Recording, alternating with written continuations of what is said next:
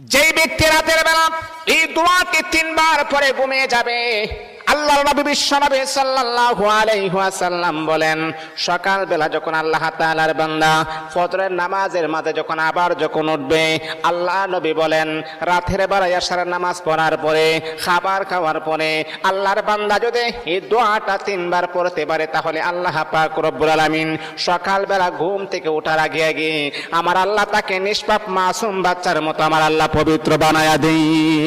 দোয়াটা সবাই আমরা জানি, আমরা সবাই কিন্তু দোয়াটা জানি, কিন্তু আমরা আমল করি না। দোয়াটা হলো আস্তাগফিরুল্লাহাল্লাযী লা ইলাহা ইল্লা হুয়াল হাইয়ুল কাইয়্যুম ওয়া আতুবু ইলাইহি লা হাওলা ওয়ালা কুওয়াতা ইল্লা বিল্লাহিল আলিয়্যিল আযীম। 3 বার যদি আপনি পড়তে পারি, ইনশাআল্লাহ আল্লাহ পাক রব্বুল আলামিন আমার আপনার জীবনের সমস্ত গুনাহগুলোকে আমার আল্লাহ ক্ষমা করে দিবে।